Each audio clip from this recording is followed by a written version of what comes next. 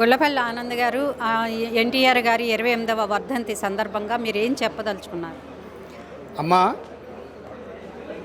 తెలుగు జాతి ఆత్మ గౌరవాన్ని నలుదిశలా చాటి చెప్పిన మహనీయుడు, యుగపురుషుడు.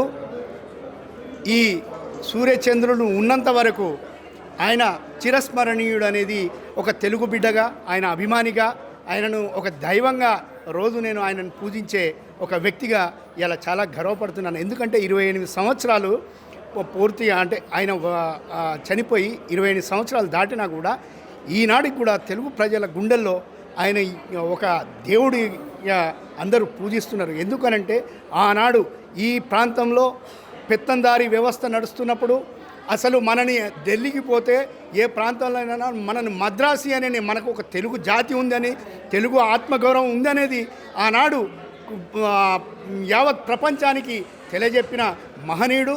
మరి అదేవిధంగా డాక్టర్ బిఆర్ అంబేద్కర్ గారు ఏదైతే రాజ్యాంగం రచించిండో, మరి ఆ రాజ్యాంగాన్ని మరి ఈయన పేద బడుగు బలహీన వర్గాల కోసం ఆనాడు ఎన్నో పేదవారికి సంక్షేమ పథకాలను తీసుకొచ్చి ఈ ప్రాంతంలో, ప్రత్యేకంగా తెలంగాణ ప్రాంతంలో పెత్తందారీ వ్యవస్థ ఆనాడు నా భూమి నాకు కూడా తెలియదు, అట్లాంటి పెత్తందారీ వ్యవస్థలో ఉన్నప్పుడు పట్వారీ వ్యవస్థను తీసేసి మరి పేదవారికి పూర్తిగా వాళ్ళకు స్వేచ్ఛనిచ్చిన ఆ మహనీయుడు. మరి ఎంతో మహిళలకు ఆనాడు మహిళలు వంటింటికే పరిమితం, అట్లాంటి మహిళల్ని రాజకీయంగా వాళ్ళకి గుర్తింపించి వాళ్ళకు రిజర్వేషన్లు కల్పించి ప్రజలతో మమేకమయ్యేటట్టు వాళ్ళని కూడా తీసుకొచ్చి ఆస్తిలో సమాన హక్కు కానీ ఇవాళ ఏ రంగంలో తీసుకున్నా కూడా పురుషులతో సమానంగా పోటీ పడుతున్నారంటే అది అన్న నందమూరి తారక రామారావు గారు.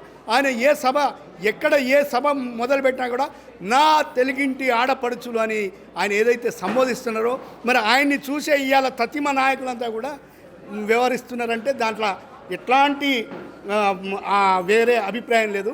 అట్లాంటి మహనీయునికి మరి ఆయన ఏదైతే సంస్కరణలు తీసుకొచ్చినరో, ఇవాళ ఇంత భారతదేశంలో ఇన్ని పార్టీలు మేము సంక్షేమ పథకాలు ఇస్తున్నాయని చెప్తున్నారే, మరి ఈ సంక్షేమ పథకాలకే చంద్రబాబు నాయుడు అంటే నందమూరి తారక రామారావు గారు ఆనాడు అంటే సంక్షేమ పథకాలని పేదవారికి ముంగిట్లోకి తీసుకొచ్చిన ఆ మహనీయుడిని మరి ఈ సూర్యచంద్రులు ఉన్నంత వరకు కూడా ప్రజలు ఎప్పుడూ మరవరు. ఆయనకు మాకు చిరస్మరణీయుడు. ఆయన అడుగుజాడల్లో ఆయన ఆశయాలని మరి మా నాయకుడు, మా జాతీయ అధ్యక్షులు నారా చంద్రబాబు నాయుడు గారు ఈనాడు నడిపిస్తున్నాడు.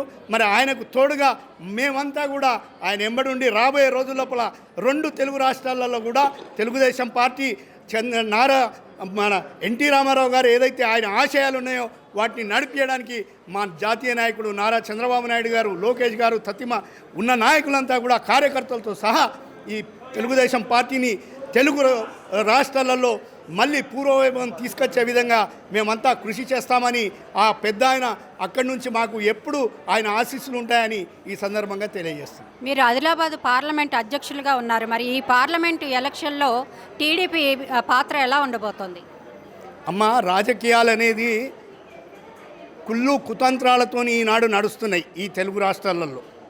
మరి అభివృద్ధి ధ్యేయంగా ఈ ప్రాంతంలో ఇవాళ హైదరాబాద్ని ఇంత పెద్దగా చేసి యావత్ దేశంలో ఉన్నటువంటి అన్ని ప్రాంతాల ప్రజలు కూడా ఇక్కడికి వచ్చి అంటే అన్ని రంగాలలో అంటే స్పీడ్గా వెళ్తున్న ఈ టైంలో మరి అట్లాంటి నాయకుడు, మచ్చలేని మా నాయకుడు నారా చంద్రబాబు నాయుడు గారిని కావాలని ఆయన్ని ఇబ్బందులు పెడితే 53 రోజులు జైల్లో ఉంటే కూడా మరి ఆనాడు ఇక్కడి స్థానిక ఎన్నికలు, అసెంబ్లీ ఎన్నికలు వస్తే మరి కొన్ని పరిస్థితుల వల్ల ఆనాడు మేము పోటీ చేయలేకపోయినాము.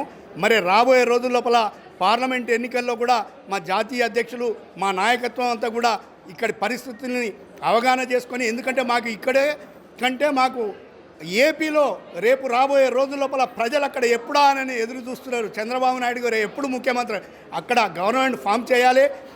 దాంతోపాటు మా నాయకుడు ఏ నిర్ణయం తీసుకుంటే దానికి కట్టుబడి తప్పకుండా మేము పాల్గొంటామని తెలియజేస్తున్నాం. ఏపీ రాజకీయాలపై మీరేమంటారు?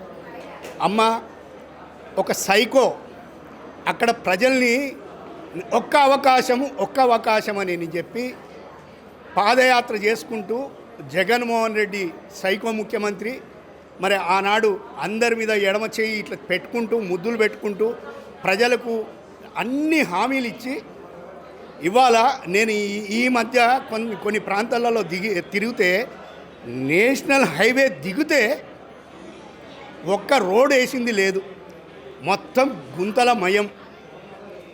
ఏ అభివృద్ధి అంటే తెలియదు, ఉద్యోగాలు లేవు.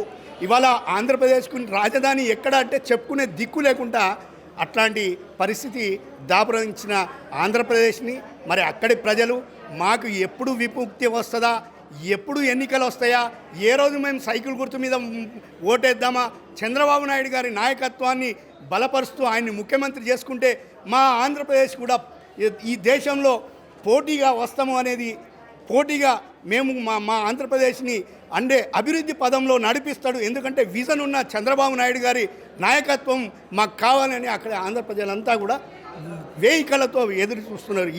ఏ నిమిషంలో ఎన్నికలు వస్తే ఆ నిమిషంలో ఆ సైకిల్ గుర్తు మీద ఓటేసి చంద్రబాబు నాయుడు గారిని ముఖ్యమంత్రిని చేసుకొని అమరావతి ఒక ఉన్నతమైన రాజధానిని ఏర్పాటు చేసుకొని ఆ ప్రాంతంలోకి అన్ని పెట్టుబడులు తీసుకొచ్చి ఉపాధి కల్పించి అక్కడ యువతకి ఉద్యోగాలు కల్పించే ఆ విధంగా నారా చంద్రబాబు నాయుడు గారు, అది దానికి తోడుగా ఈనాడు లోకేష్ బాబు కూడా పోటీ పడుతూ అక్కడ అభివృద్ధి ఎట్లా చేయాలని ఇప్పటి నుంచే వాళ్ళు లెక్కలు వేసుకుంటున్నారు. అక్కడ ప్రజలకి నిజంగా కూడా మంచి రోజులు రాబోతున్నాయి. ఈ రెండు మూడు నెలల్లో అక్కడ అభివృద్ధి అనేది కనిపిస్తుందని తెలుసు. Thank you sir.